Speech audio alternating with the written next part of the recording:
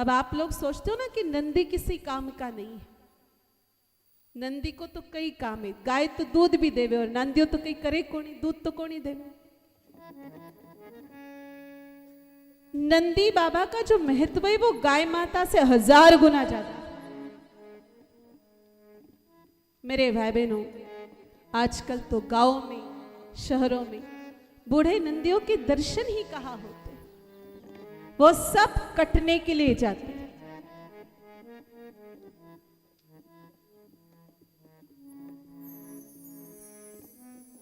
अक्सर लोग नंदी बाबा रखना पसंद नहीं करते। हम तो अब कैसे बता और किस पद्धति से बता।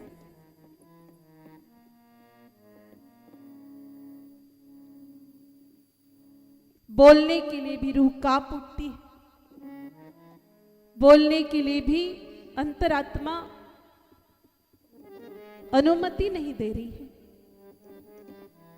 लेकिन पूर्वांचल में, हमारे भारत के पूर्वांचल के कुछ राज्य ऐसे हैं जहां की गौशालाओं में तक आपको बछड़े और नंदी बाबा के दर्शन नहीं हो।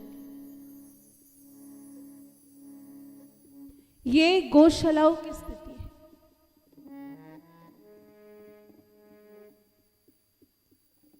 बूढ़े बेल बाबा का कितना महत्व है। महाभारत के विराट पर्व में जब पांचों पांडव राजा विराट के पास अपना अज्ञातवास काटने के लिए आए थे, राजा विराट सबको काम दे रहे थे। अब कोई व्यक्ति काम देगा, उसके बदले में वेतन देगा, सैलरी देगा, तो गुणवत्ता क्वालिफिकेशन पूछेगा। तो सबने अपने अपनी चीजें बता दी। अर्जुन ने कहा मैं तो नृत्य सिखाने का काम करूंगा। तो राजमहल के बच्चों को अर्जुन नृत्य सिखाने लग गए, वो ब्रहनला बन गए। बारी आई माता द्रौपदी की।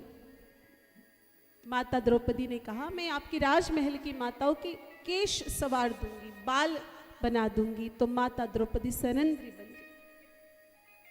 माता द्रौपदी देखो, एक तो राजकुमारी, दूसरी तरफ रानी।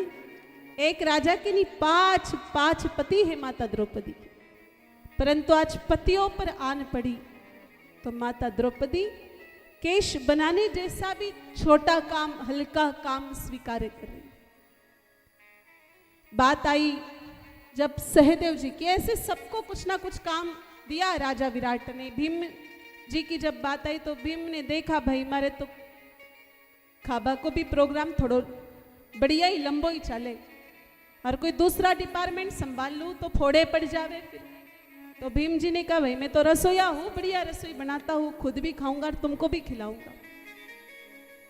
जब बारी सहदेव जी की और सहदेव जी से पूछा कि आप क्या करना चाहते हो, तो सहदेव जी ने कहा हे राजन, हे राजा विराट, मैं ऐसे भी नंदियों को जानता हूं जिनके मूत्र सूंघने मात्र से बांझ नारी गर्भवती हो जाती। ये बात महाभारत में लिखी हुई है। बूढ़े बैल का मूत्र सूंघने मात्र से स्त्री मां बन जाती है। ये पूर्ण वैज्ञानिक प्रक्रिया है।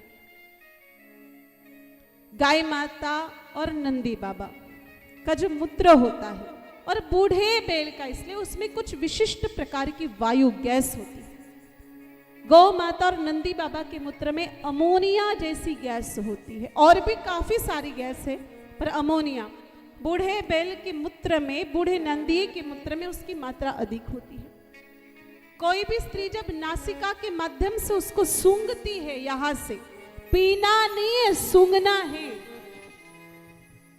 तो नासिका के माध्यम से फेफड़े, फुफ्फुस उसको अवशोषित करके रक्त तक भेजते हैं। रक्त के माध्यम से वो गैस स्त्री के गर्भाशय तक जाती है और वहां गर्भाशय का इन्फेक्शन, संक्रमण खत्म हो जाता है।